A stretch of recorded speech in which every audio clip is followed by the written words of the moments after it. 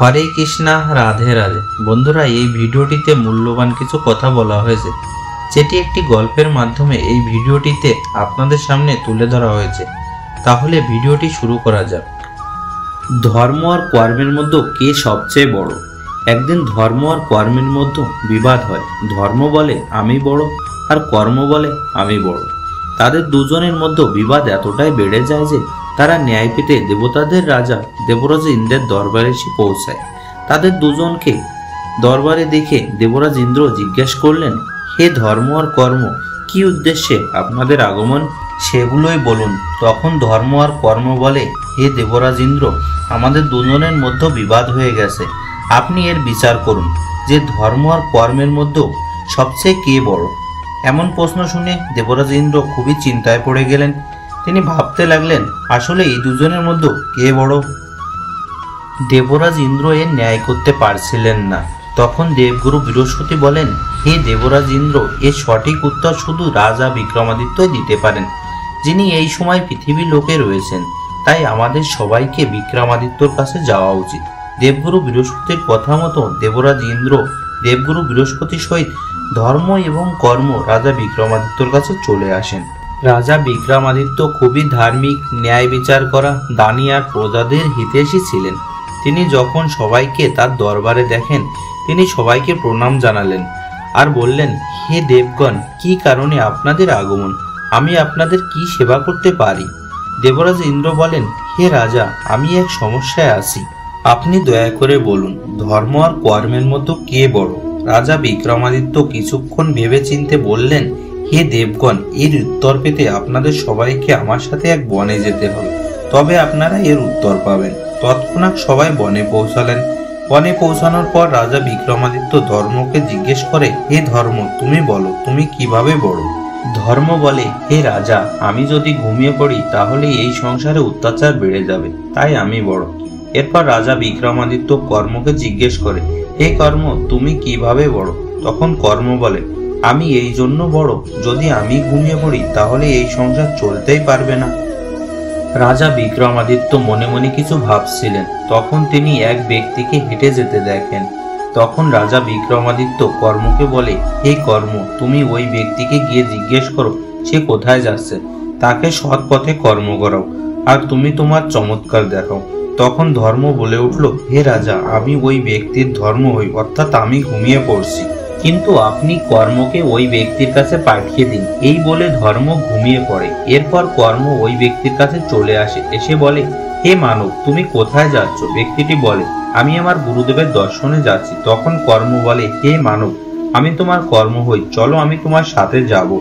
আজ তুমি তোমার গুরুদেবের কাছে এক বরদান চেয়ে নেবে। ওই ব্যক্তি খুবই খুশি হলো আর গুরুদেবের দর্শন পাওয়ার জন্য ব্যাকুল হয়ে পড়লো। বন্ধুরা, ধর্ম ঘুমিয়ে পড়ায় ওই ব্যক্তির ভিতরে থাকা জ্ঞান ধীরে ধীরে কমতে থাকে। এরপর যখন ওই ব্যক্তি গুরুদেবের আশ্রমে চলে আসে, তখন গুরুদেব ঘোর তপস্যায় লীন ছিলেন। ওই ব্যক্তি গুরুদেবকে জাগানোর জন্য অনেক চেষ্টা করেন, কিন্তু গুরুদেবের ধর্ম ঘুমিয়ে পড়েছিল, সাথে শুধু কর্মই ছিল। অনেকক্ষণ হয়ে গেলেও যখন গুরুদেব ধ্যান থেকে বেরিয়ে আসলো না, তখন ওই ব্যক্তি তার গুরুদেবকে লাঠি দিয়ে মারতে শুরু করে দেয়, অর্থাৎ তার কর্ম করা শুরু করে দেয়। কারণ ওই ব্যক্তির ধর্ম ঘুমিয়ে পড়েছিল, যার কারণে তার কর্ম হিংসা আর অত্যাচারে পরিণত হয়। বন্ধুরা, যদি ধর্ম না থাকে তাহলে কর্ম তো হবে, কিন্তু খারাপ কর্ম হবে। এরপর গুরুদেবের তপস্যা ভঙ্গ হলে গুরুদেব দেখতে পান যে তার প্রিয় শিষ্য তাকে আঘাত করছে। এমন দৃশ্য দেখে গুরুদেব খুবই ক্রোধিত হয়ে পড়ে আর ওই ব্যক্তিকে অভিশাপ দিয়ে দেয়, তোর এই আচরণ পশুর চেয়ে অধম, তাই তোকে অভিশাপ দিলাম, তুই এই মাত্রই গাধা হয়ে যা। ব্যক্তিটি তখনই গাধা হয়ে যায়। তখন ওই গাধারূপী ব্যক্তি দ্রুত রাজা বিক্রমাদিত্যর কাছে চলে আসে, এসে বলে, হে রাজা, আমি কর্ম হই, আমার ক্ষমতা এতটাই যে আমি ওই ব্যক্তিকে গাধা বানিয়ে দিয়েছি।